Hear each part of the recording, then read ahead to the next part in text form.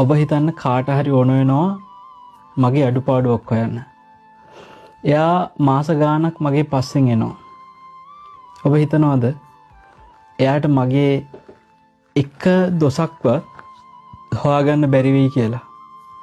මගේ වචන වලින් මං කියන කරන දේවල් වලින් පින්වත්නි ඕන තරම් දොස් හොයාගන්න පුළුවන් වෙයි.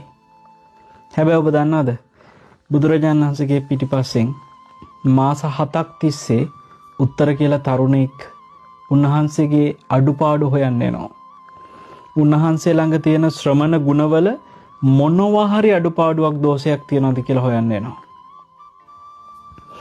මෙයා අන්තිමට මාස 7ක් තිස්සේ බුදුරජාණන් වහන්සේගේ පිටිපස්සෙන් උත්තර ඇවිදලා මහන්සි වෙලා බුදුරජාණන් වහන්සේගේ එක්කන්තු දෝෂක්වත් හොයාගන්න බැරුව එයා කියනවා පරිසුද්ධ සමාචාරෝ භගවාති ගතෝ භාග්‍යතුන් වහන්සේ පිරිසිදු හැසිරීම ඇත්තාහ කියලා. එයා මාස 7යි ආවේ. ඒක නෙමෙයි පුදුමේ. ඔබ දන්නවද?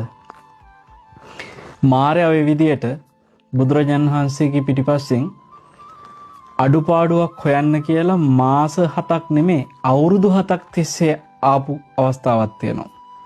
අන්තිමට එයාට තේරෙනවා උන්වහන්සේගේ අඩුපාඩු හොයනවා කියන එක කරන්න බෑ කියලා. උන්වහන්සේ පස්සෙන් අඩුපාඩු හොයන්නේ නේ එක අතෑරලා දානවා.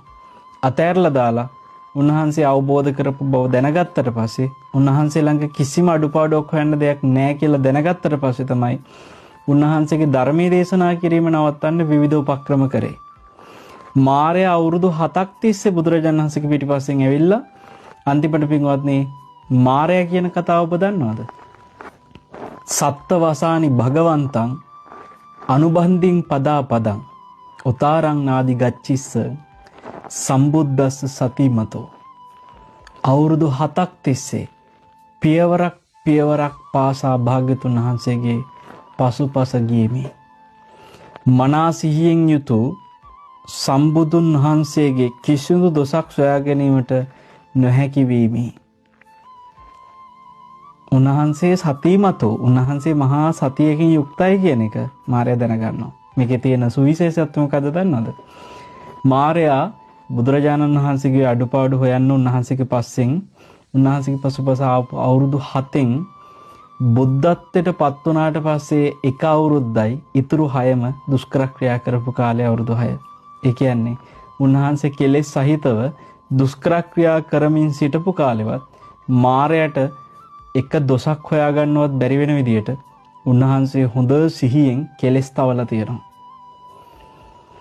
පින්වත්නි බුදුරජාණන් වහන්සේ සම්බුද්ධත්වයට පත් වුණාට පස්සේ උන්වහන්සේගේ සතිය ගැන කතා කරන්න දෙයක් නැහැ.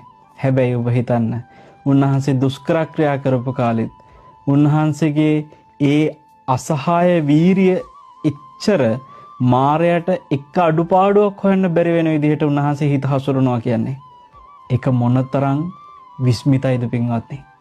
මගේ ශාස්ත්‍රඥ වහන්සේගේ වීරිය මගේ ශාස්ත්‍රඥ වහන්සේගේ සතිය කෙලස් තියෙන කාලෙදිත් උන්වහන්සේ ඒ තරම් මහා තියුණු සතියකින් වැඩ හිටියා කියලා ඔබට හිතෙනකොට මොකද දැනෙන්නේ?